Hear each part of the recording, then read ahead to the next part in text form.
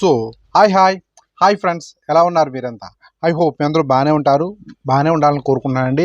So guys, నేను గతంలో మీకు చాలాసార్లు చెప్పాను. ఒకటి, మీ యొక్క అక్కామామ మీద సిమ్ కార్డ్ తీసి వేరే వ్యక్తులకి షార్ట్ టర్మ్లో పరిచయం ఫ్రెండ్స్కి కానీ, సో మీకు తెలియని వ్యక్తులు ఎవరికి కానీ ఎవరైనా రిక్వెస్ట్ చేస్తే పొరపాటును కూడా వేరే వ్యక్తులకు ఇవ్వకూడదు.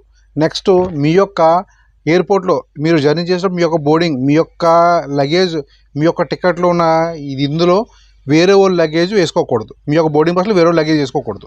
సో చాలాసార్లు చెప్పానండి, అయినా ఇలాంటి మిస్టేక్లు మళ్ళీ జరుగుతుంటాయి. సో ఈ కోవకు చెందిన మిస్టేక్ ఒకటి చెప్తాను వినండి. దుబాయ్లో ఒక మిత్రుడు పాలమూరుకు చెందిన మహబూబ్ నగర్ పాలమూరుకు చెందిన గోపాల్ అని ఒక మిత్రుడు దుబాయ్ వెళ్ళాడండి.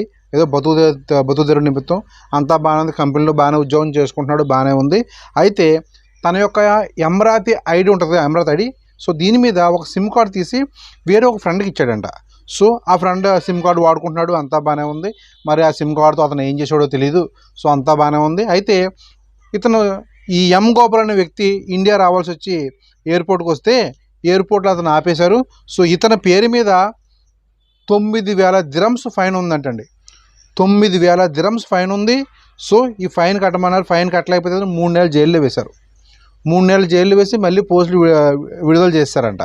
సో ఇటు కంపెనీలో బ్యాడ్ నేమ్ వచ్చేసింది. మరి జైల్లో ఉన్న వ్యక్తి మీద కంపెనీ మీద రిటర్న్ తీసుకుంటుందని గ్యారంటీ లేదు కాబట్టి, సో ఇతను అక్కడక్కడ ఫ్రెండ్స్ ఉంటే ఫ్రెండ్స్ ద్వారా హెల్ప్ చేస్తున్నారంట, అక్కడక్కడ ఉంటున్నాడంట, వాళ్ళకి ఫుడ్ పెడుతున్నారు, తింటున్నాడు. సో 3 నెలల నుంచి ట్రై చేస్తున్నాడు ట్రావెల్ బ్యాన్ తీయించుకోవడానికి. 3 నెలల నుంచి ట్రై చేస్తున్నాడు. 3 నెలలకి ఇతని వల్ల కాలేదు. సో ఇతను చేసిన తప్పేంటి?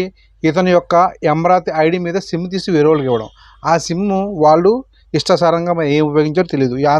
ఎగ్జాంపుల్ ఉందండి, మన బైక్ ఉంది, మన స్కూటర్ బైక్. మనం అనుకోండి స్పీడ్ బ్రేకర్ వస్తే స్లోగా చేసుకుని మెల్లగా ఎక్కి మెల్లగా దిగుతాం, మన సొంత బైక్ కాబట్టి. అదే బయటకి ఎత్తే మా అందైనా ఎగిరి దూకెత్తుంటాడు దాని నుంచి. సో ఇది అలాంటిదే.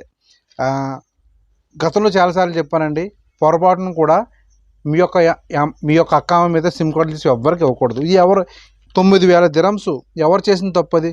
అతను 3 నెలలు జైల్లో ఉన్నట్టు ఇతను చేసిన తప్పేంటి? సో ఇటువంటి మిస్టేక్ పొరపాటును కూడా చేయకూడదండి.